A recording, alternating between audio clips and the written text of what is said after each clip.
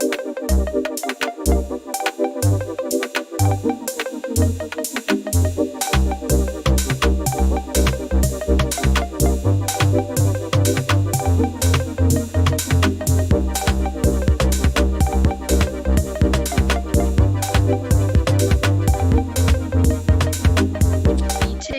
thus officially starting. I'm just quickly letting in these 2 extra persons. Okay. Members, thank you for being here today. I'm just going to put my video on for a few minutes. Okay. Today we are discussing Vote 3 regarding the Provincial Treasury of the Western Cape Adjustment Budget, the COVID-19 Bill. Members, just some housekeeping rules. I'm going to ask that you please mute yourself and put your video off in the beginning of the meeting, as well as only put it on if you are speaking and on the floor, and please put it off again once you are done with your input. Members, if you would like to ask a question or a point of order, please use your raise the hand function. And afterwards, also please then lower your hand. How the meeting will work is I'm going to allow for the Minister to make some introductory remarks. And then I'll allow the Provincial Treasury just to go through some summarized points of the vote. And then I will open up for one round of questions, given that we only have an hour for this meeting. And after that, we will then deal with the committee business of considering this particular vote. Members, I will ask first that you just introduce yourself, and then I'm going to ask the Minister and the HOD to introduce themselves. And then for sake of brevity, I will then ask any other presenters, if there are anyone else, to introduce themselves as they are presenting. And members, I will also be putting my video off just for connectivity reasons, and then I will put my mic and or video on should I need to. Thank you. Members, if you could introduce yourselves, please. Andrikus van der Westhuizen, member of the committee. Thank you, Honourable van der Westhuizen. Thank you, Voorzitter Dylan Mitchell. Thank you, Honourable Mitchell. Member Makamba Bocha, member, thank you. Thank you, Honourable Makamba Bocha.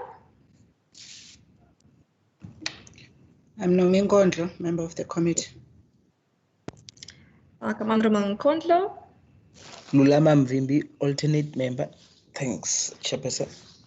Afternoon, Honourable Mvimbi.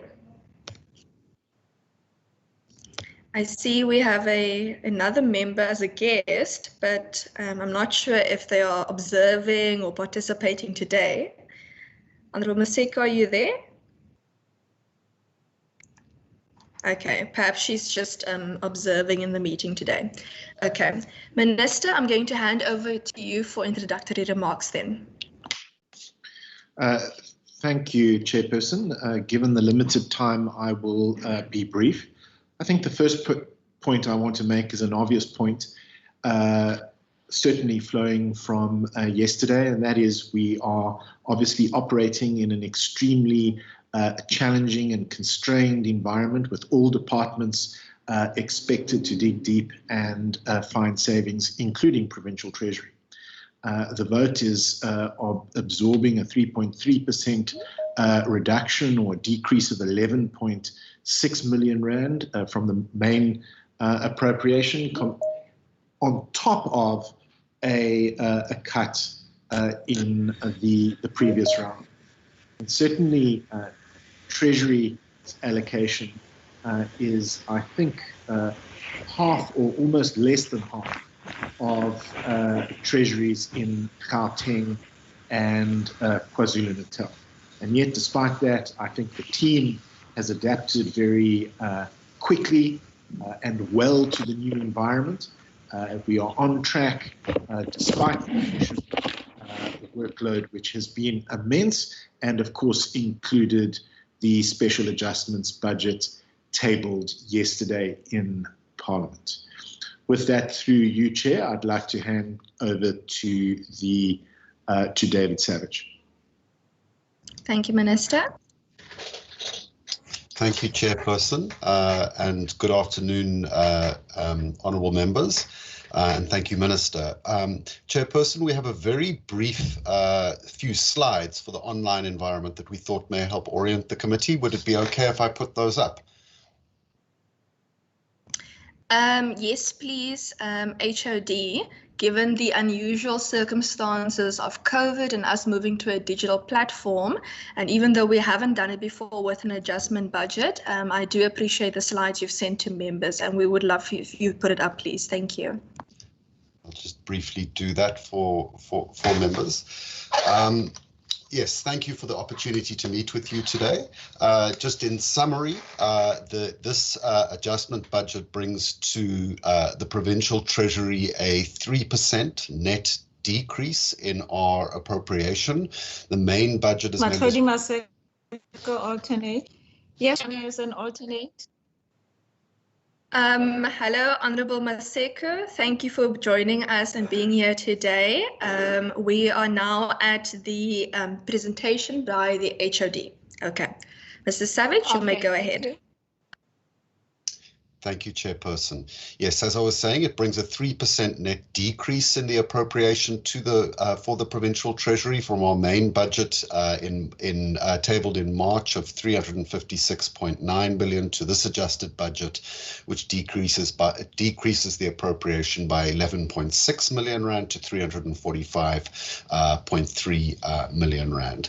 The net decrease is made up of a 12.9 million rand reduction in our baseline as part of our contribution to the provincial response to COVID-19, and a 1.27 million rand increase in operational costs that are largely associated with occupational health and safety requirements and us off-siting our operations almost entirely through this period.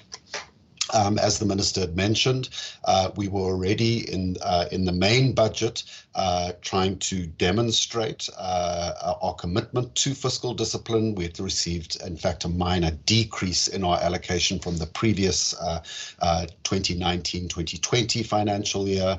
So in real terms, this is a significant reduction for the Provincial Treasury. The 12.9 million baseline reduction is drawn in more or less equal measure from compensation of employees, down by 5.6 million, and goods and services down by 5.7 million. We have been, the compensation of employees expenditures reduced due to revised projections for us in filling critical vacancies. We are prioritizing and have made progress in some of the critical vacancies in the department, and we are currently undertaking a further review of criticality in that respect.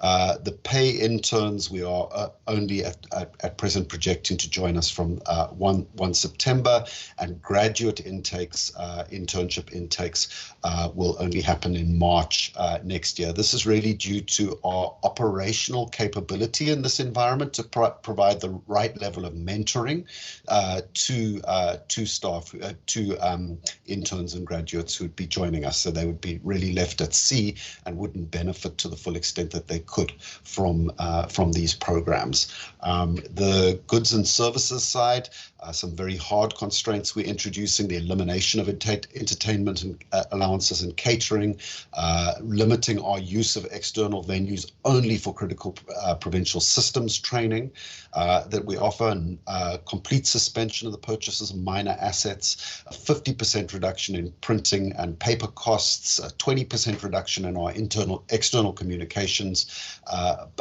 budget. We've given up the savings on internal bursaries that have not been used, not been taken up by successful applicants, a 50% reduction in fleet services from the government garage, significant lockdown savings on domestic travel, and the elimination of international travel for this year. There are some reductions in transfers and subsidies in terms of external bursaries that have been awarded but not taken up by students. That's not something that we desire, but it is something that happens to us every year. And then a minor amount on leave gratuities. The additional operating costs that we are facing that net out that figure are increased occupational health and safety costs to meet regulatory requirements, including the provision of cloth masks, sanitizers, and disinfectants. We obviously take staff health and safety extremely seriously. So those staff who are coming to the office either on a regular or irregular basis must, of course, abide by the strict social distancing protocols in terms of our occupational health and safety plan, as well as our business continuity plan, and we need to provide for these in terms of regulatory requirements. We've also provided a little over R1 million in data allowances for non-SMS officials who are working from home during the lockdown, which is calculated on a R600 per month or pro rata thereof basis. This has obviously been a critical part of making sure that we are effective in operating off-site. The question can be asked is, do these expenditure reductions affect our operational capabilities? Well, we have reviewed our APP, the indicators and the targets, and we have carefully, we regard them as remaining on track. So we will not be destabilized. We are also able to, in terms of our ability to meet those targets through the expenditure reductions. We have also introduced additional activities in the department, which are part of coordinating the overall provincial response to COVID-19. One of those activities was, of course, the adjustments budget that we tabled yesterday, but it goes much more broadly than that in terms of direct support for emergency procurement in provinces and municipalities, logistics support for the management of donations, and a series of weekly engagements with critical votes as part of the response. We've enabled technology to use WhatsApp groups around supply chain management matters for the provincial supply chain team, separate reporting templates on the electronic procurement, the e-procurement solution for electronic submission of proposals, the introduction of additional ad hoc supply chain management forums for both provincial departments and municipalities. We have generated a program that will provide a series of supports to municipalities through this period, looking at the impact of COVID-19. We're currently rolling out in conjunction with DDAT economic modeling at a sub-provincial level to assist them. That's going to be followed up by financial modeling, and we are also have relooked at the vulnerability criteria for municipalities in terms of liquidity challenges they may be facing. Members will recall that we had announced that we are undertaking a study, a review of grants and agency payments to municipalities that we're intending to finish in the course of August, and that is still underway. Then we have also managed to online a broad range of the support and consultation activities we undertake with municipalities and with CFOs and supply chain managers across the provincial government. We can go through adjustments per program, Chairperson, but as that is contained in the presentation, I think it would probably be more efficient use of our time to stop there and invite obviously questions from honourable members. No problem. Thank you, Mr. Savage. Members, the vote 3 is contained on pages 45 to 53. I now put and table that in front of members. Members, if you could thus indicate questions that you have for the minister or the department, please use your raise hand function. Honorable Makamba Bocha, Honorable van der Westhuizen. Okay, I will allow Honorable Makamba Bocha and then Honorable van der Westhuizen. You may go ahead. Thank you, Chair, and thanks to the presenter. I just want to ask from the department pertaining to a slide that contained the reductions under compensation of employees cut. I just want to find out on that particular reduction, has this impacted on existing employees, or was it a budget that was meant to fill in vacancies, the reduction that is taking place in that particular aspect? Thank you, Chair. Thank you, Honorable van der Westhuizen. Thank you, Chair. I would like HOD just to expand a little bit on the issue of the bursaries and interns. Obviously, this is linked to Honorable Nkamba Botja's question as well regarding staff. But it seems to me as if, you know, in this day and age, the last place that I would like to see any cuts would be on opportunities for young people to prepare them for the world of work. And I did hear that some of those cuts have been from bursaries that students were offered but not taken up. But it just seems to me as if this should not be a priority vote within the bigger vote where we should be looking for savings. And if I could just find out or hear from you in terms of that aspect, whether there were really no other items in the vote where we would be able to effect the same kind of savings. Thank you, Chair. Thank you. I see Honorable Nkondlo's hand. No, thank you, Chairperson. I just want to understand if when you look at the baseline reduction and how it is interpreted, I think through the presentation, that when you look at it is that you actually have a 50-50 in terms of that bulk amount, you know, of the reduction in the COE and the goods and services. Understanding how COVID has slowed down, you know, the entire operations of not only private sector but public sector. One would be interested to understand what this means. And I think I'm more interested in that, and I appreciate and I think the emphasis to what the other colleagues have raised, you know, in terms of the situation of human resource, you know, capital that we need to build with all the demands unto the state, because I think what we have seen with COVID is that there's more expectation of both private sector and the citizenry at large for government to respond. What does it mean when we look at the baseline reduction, you know, which almost 50%, if you look at that, of those amount, it's in issues that have to do, you know, with compensation of employees. I think that is one issue. I'm hoping that I'm making myself a bit clearer versus the goods and services, and I appreciate what has been explained there. And I'm also very concerned about the issue of bursaries and internships.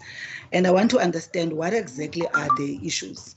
One, is it, you know, I think we asked this question around the issue of COE and the whole thing of delays, you know, in employment, you know, of filling vacancies, you know. And for me, what I'm trying to understand with the pressures, because there's so much pressure now, you know, for people. We're talking about it earlier on with the coordinators of this committee. The pressure that we have just as individuals working in our homes, I can imagine, the additional pressure on human resource and human capital that must man all these expectations, including, virtually. Now, what then does this indeed mean if indeed our baseline reduction is in the area, once again, of human resource? I hope I'm making myself clearer, because I'm trying to understand what this means for government and public sector in general. And then my other one, Chair, is on the program 4. And I'm assuming program 4, financial governance, is really on the role of this department, Treasury, to look at and try and provide support to municipalities and also provincial departments in terms of their finances. And with this issue, how is this a reduction again on program 4, impacting on the support that is needed on the municipalities? And I think if we come back with, yes, when we compare Western Cape to other provinces, that will always give a very a beautiful picture. But we're talking about Western Cape now in context, to its municipalities and in context to itself, because we would like to have a situation where we improve on some of the challenges of the municipalities that we've been discussing even in the previous conversation. So my worry now is that if maybe I can actually be explained which are some of those, especially on the financial governance program, which are some of those activities that had to be impacted, with the baseline reduction, and the impact of those to enable Treasury, to actually strengthen its capacity, which is what we spoke about, at the early days when the new HOD joined the department, and the impact thereof, to that particular function of giving the financial support and financial capability and management required in the municipalities. I will stop there for now, Chair. Thanks. Thank you, Honourable Nkondlo. I'm going to add my 2 cents here as well, just so that we can conclude this round of questions, as we have limited time today, unfortunately. Firstly, I would like to just include my concern in this particular budget of the approximately 11 million rand decrease, that it was essentially made up of the 12.9 million budget cut due to the equitable share from national not increasing, and then bolstered by the provincial funding of 1.2 million.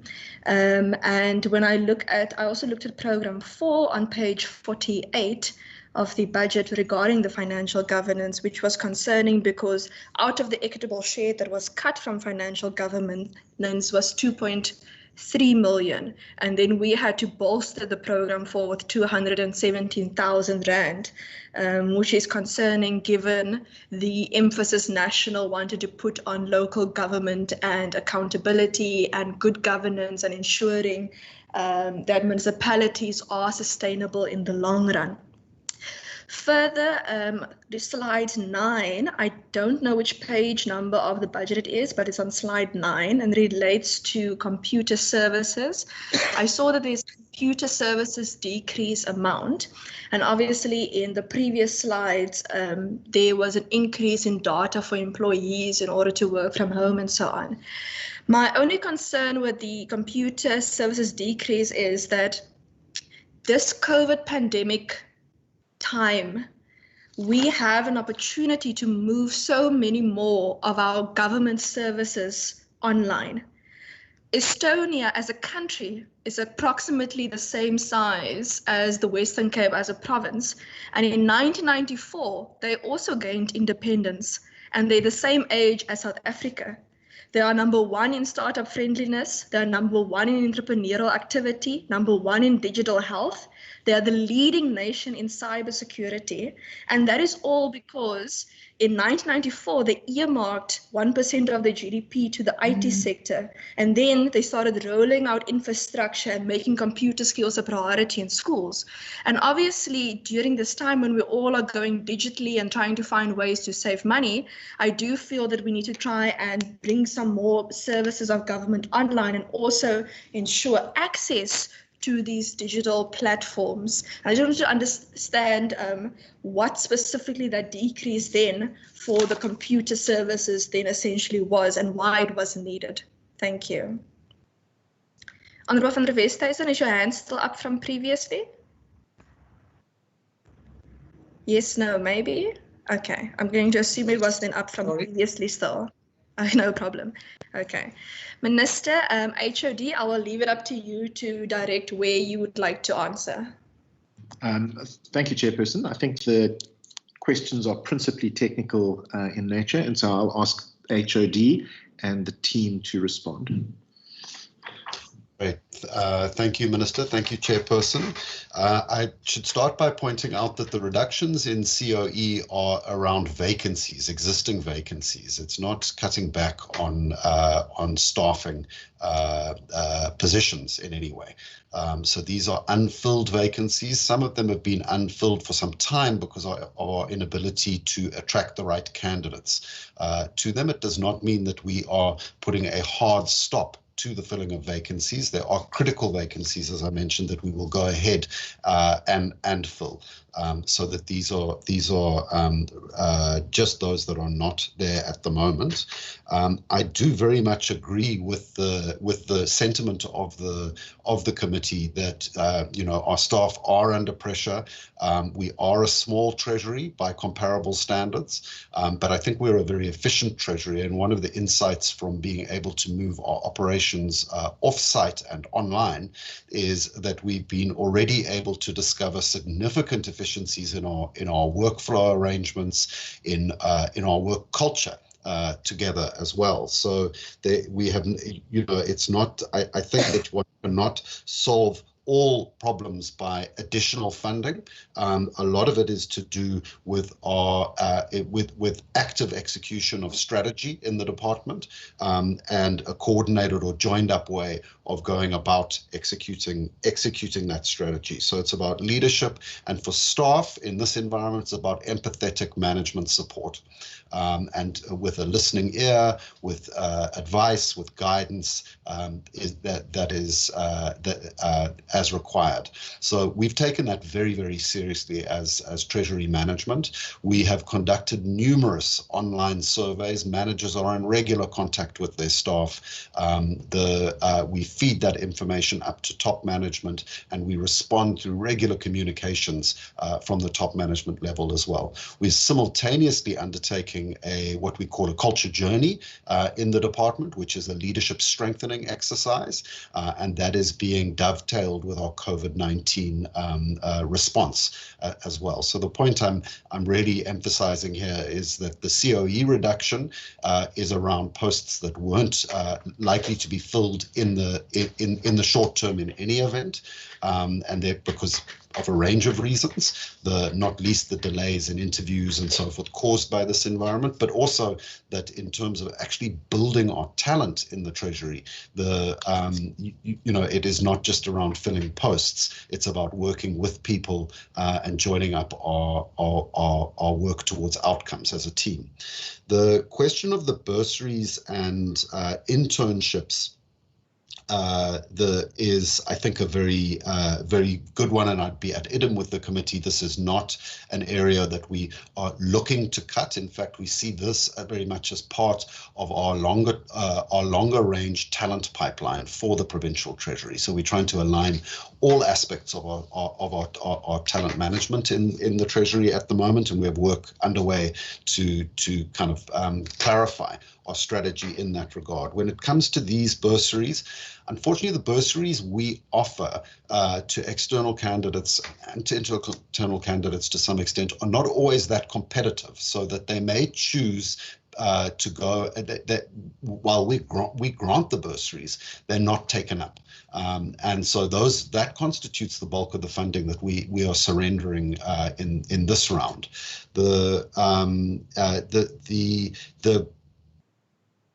We do have, I should mention, a very successful internship program. It's both the pay interns and our graduate interns.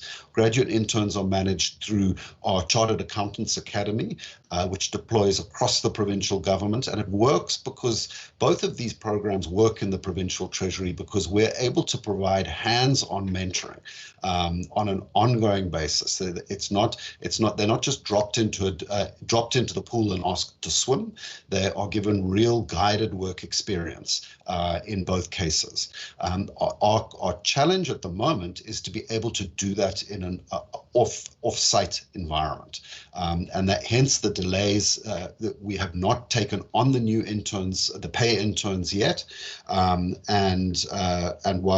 we are unable really to take the graduate interns through a full annual program at this point. It does not mean that we are abandoning those programs. Far from it. We're intending to scale up those programs and to integrate them with our broader talent management pipeline for the provincial treasury going forward. When it comes to the question of Program 4 and the reductions for local government, I would point out that the way in which we address local government in the provincial treasury is actually across programs 2, 3, and 4. So Program 4, with respect to local government, is one element of our broader initiatives. It deals particularly with the financial governance and accounting issues in local government. We deal with some of the supply chain management issues in Program 3, and we deal with budget and oversight issues in Program and strategy issues in Program 2.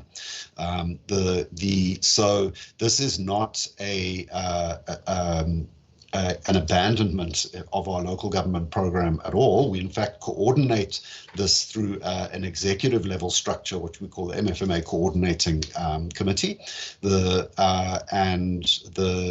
We have refined our support program for municipalities to be responsive to the COVID-19 environment. That strategy looks at both the support elements, and I indicated some of them to you in terms of the modeling exercises and so forth that we have underway on the economy, on fiscal impacts, on epidemiology, working with the Provincial Health Data Center and the Department of Health to provide much better forecasting capabilities at the municipal level around what some of these shocks are going to look like in their jurisdictions.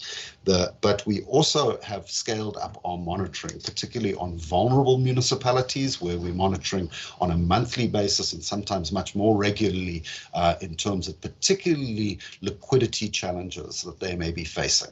And there are municipalities that are facing those challenges, and we're in even more regular contact with them than purely on a monthly basis. And then finally, the other dimension of what we do is that we are responsible for the management of mandatory interventions in the affairs of municipalities where they are in financial emergencies. And there are two that are underway at the moment. The one is Kanaland local municipality, and the other is Oudtshoorn, which is close to termination of that intervention. There are a number of other cases that we're monitoring closely should they require decisive action from the Treasury. Of course, an intervention is a very serious constitutional instrument, so it's not something that we take lightly. But I paint that out just to say that our Program 4 is one component of a departmental-wide approach to supporting monitoring and supporting our municipalities, and this will not be affected. In fact, it is in fact being scaled up by this. Where you do get where we have been able to find savings is because, of course, our travel and subsistence allowances and so forth for our staff traveling right around the province and visiting all these municipalities on an ongoing basis. But we've moved all of that online. So that significantly reduces some of the costs, and it also frees up some staff time in order to be able to manage relationships with municipalities more effectively. So a good example of that has been our strategic integrated municipal engagements that we held during the lockdown period. Normally they're held at municipalities. It's the pretty much all of our staff across the branches going for at least a day to a particular municipality and engaging with them. We had to take that obviously in the lockdown to an online environment, which we were able to do very efficiently. We broke it up into multiple sessions culminating in a main engagement session. And the feedback that we've got from that has been very, very positive. So I wouldn't want members to think we're scaling back in the local government environment. Some of you may know I have a particular passion for the local government environment and a lot of interest and background in it. So that's not something that's I would ever be supporting from my side. Needless to say that I think that the leadership of the Treasury fully supports me in that direction as well. There was a final question raised by yourself, Advocate Bartman, with respect to the computer decreases. This is really just to do with our replacement schedule for the assets. We had taken on board some new equipment. We feel we can expand the lifetime of equipment comfortably without disrupting our operational capacity. We're quite comfortable in that space. I very much appreciated you raising the Estonian example. I'm also fascinated in that example and exactly how they use the Crossroads system to create the data layers that were necessary for taking large parts of government online. We work with the Centre for E-Innovation with that respect on large-scale government systems, and that, as you know, is located in the department of the Premier. But we do drive quite a lot of those activities, some of those activities from our side, and we are definitely not withdrawing any funding from either the support to our legacy systems, the big government IT systems like Persol and the like, or from the expansion of some of our own bespoke systems. So our e-procurement solution is something that we are expanding, and we're planning to do further expansions this year. That is absolutely not off the table. We are innovating in this space as well. We are going to be helping the provincial government shift to an e-payslip solution. We've trial run it in the Treasury 3 months back now, and we're just waiting for National Treasury approval to roll that out formally in the Treasury and then to other votes. The other exciting development that we have underway in this space is around an e-leave solution as well, that the team is actively developing for rollout as well. So this is we do not see this as a moment to stand back from the adoption of online information solutions. In fact, we're doubling down on it, and we have a senior manager in the Treasury who actually leads this process, and we have significant capacity in the Treasury to support it across the province. Thank you, HOD, and thank you both to Team Finance as well as to the Minister for the presentation. We recognize the hard work that you have done not only in the budget, but also in the respective department and the respective vote. And I will excuse you now so that the committee can deliberate to the vote. Thank you so much. Thank you very much. Thank you. Thank you.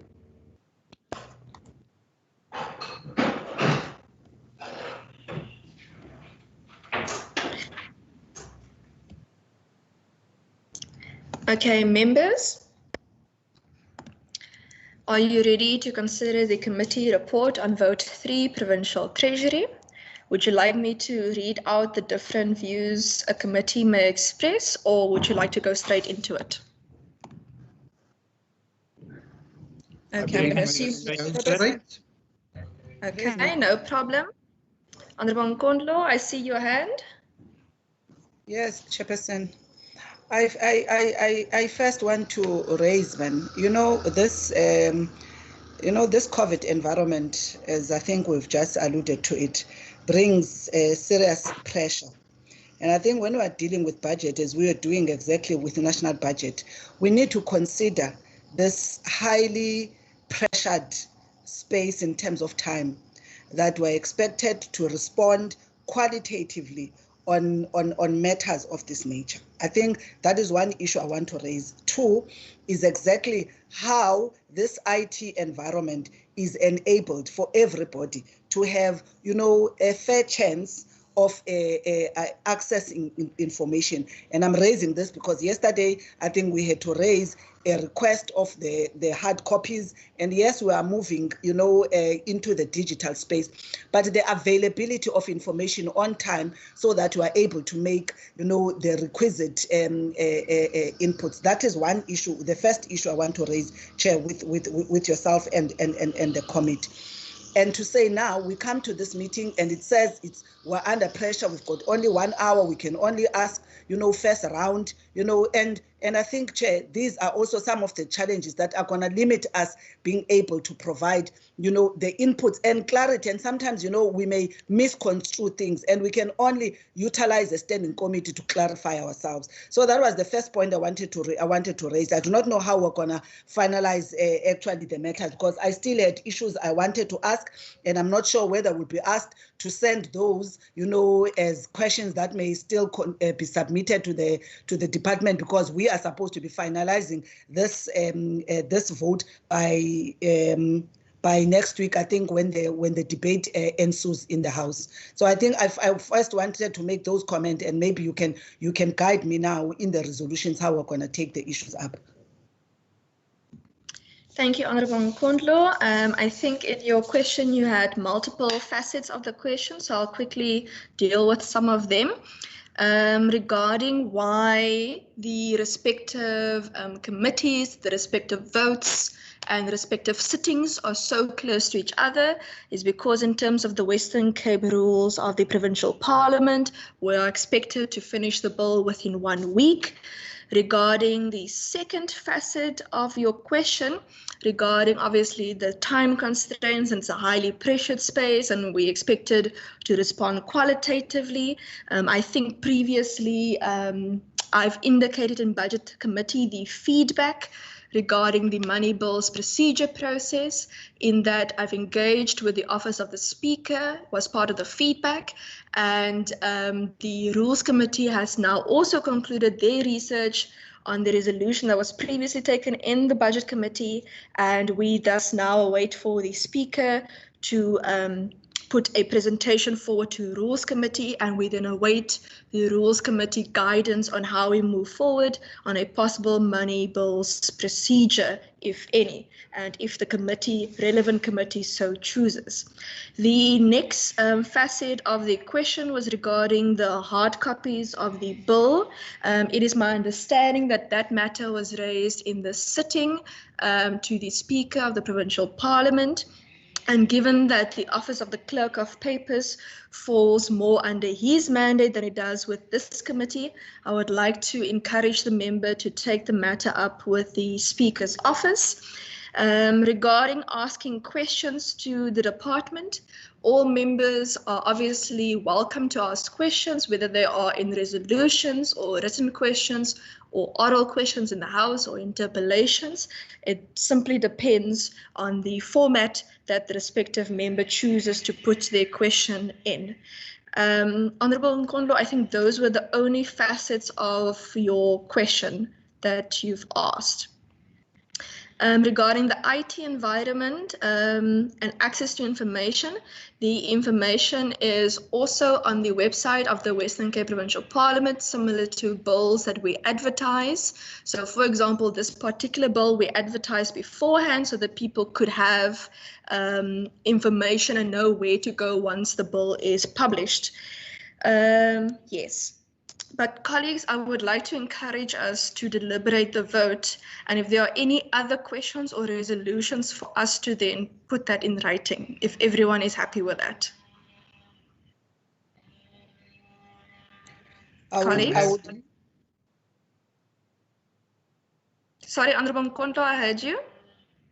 Yes, Chair, and I appreciate the responses. Mine were never about questions about processes of Parliament, but I appreciate that you took the liberty to appraise us about processes of Parliament.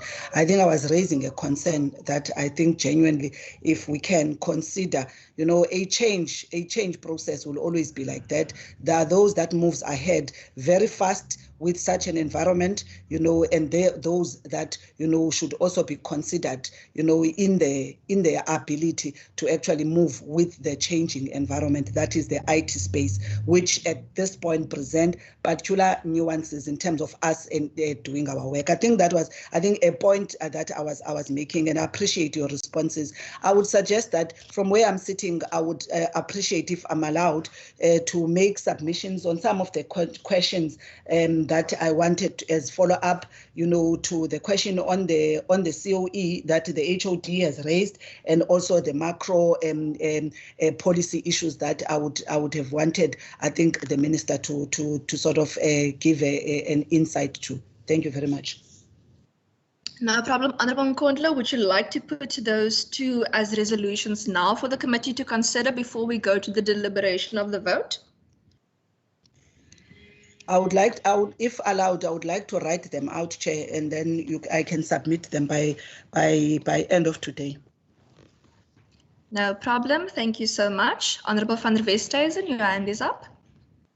Yes, thank you, Chair. I think, therefore, I would like to propose, in support of Honourable Nkondlo's request, that members are invited to submit written questions via the procedural officer to the department on the revised budget. And then secondly, I propose that we now perhaps consider the report, and I propose that our procedural officer, if she's ready to do so, perhaps present us with the report, or that you read the report to us if she can't beam it up on our screens.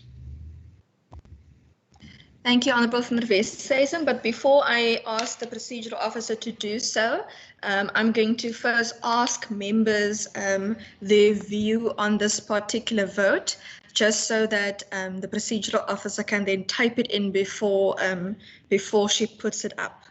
Okay, members, could you please indicate? Honourable Mitchell, I see a hand. Thank you, Chair. Chair, I move or propose that we support the vote. Agree to? Thank you. Okay, thank you. Honourable Mitchell has proposed that we support the vote, and Honourable van der Westhuizen has seconded such. Honourable Nkondlo, is your hand still up? Yes, my hand is up, Chair, and I would like to propose that as an African National Congress, in terms of Rule 90, we're allowed to reserve our vote and will deliberate in the House. Thank you, Chair. No problem. Ms. Adams, if you could please record that in terms of Rule 90, that the ANC has reserved its view on the particular vote. Okay. Members, Honourable Ms. Adams, okay, let's see. Oh, Ms. Kluter's putting it up, okay.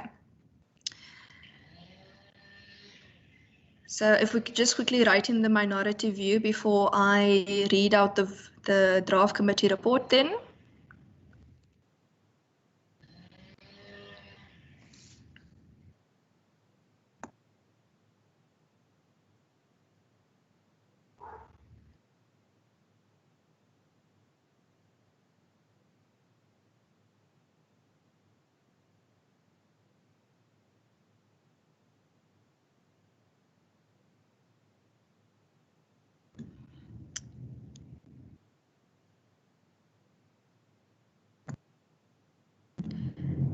Ms. Kluter, Honourable Nkondlo indicated they just simply reserve their right in terms of their view of the vote.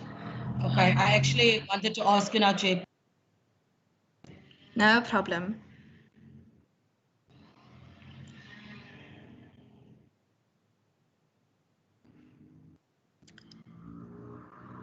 structure it, better and in terms of the wording, Chairperson?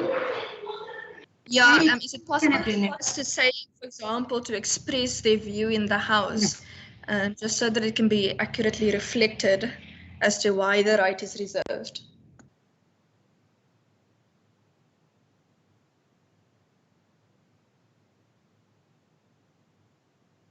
No, you don't have to write in the on why there, sorry. That was just me adding on. Just, let's say the ANC reserves their right, as per Standing Rule 90, to express their view in the House. So you can take the words to and vote out. Chair, on a point of procedure. Yes, Honourable Mitchell. Thank you, Chair. Chair, Standing Rule 90 doesn't express the view in the House. Standing Rule 90 expresses a minority view. So in the interest of procedure and for the completion of the report, may I make a suggestion, and Honourable Nkondo, if it's in agreement with you, that we propose that the minority view gets expressed as per Standing Rule 90 of the Standing Rules of Parliament, and then there's no need to express the to include the expression of the view in the House, because it's there's no need for a justification. Like there's no justification for the fact that the report has or the vote has been supported. No problem. Thank you so much for the assistance, Honourable Mitchell. Ms. Kluter, is it possible for you to check the wording then of Standing Rule 90 just to write it out correctly? Yes, Chairperson, I actually made a note to review it with the rules there. Yeah, okay. Then subject, Then subject to the minority review reflecting the wording of Standing Rule 90. Members, are you happy with the report? Can I read it out? Okay, I'm going to read it out. Draft Committee Report. Draft Report of the Standing Committee on Finance, Economic Opportunities and Tourism on Vote 3, Provincial Treasury, in the schedule to the Western Cape Adjustments Appropriation COVID-19 Bill B4 2020, dated 24 July 2020. The Standing Committee on Finance, Economic Opportunities and Tourism reports that it has concluded its deliberations on Vote 3, Provincial Treasury, in the schedule to the Western Cape Adjustments Appropriation COVID-19 Bill B4 2020, referred to the committee in terms of Standing Rule 188, and that it supports the vote referred to it. Minority view.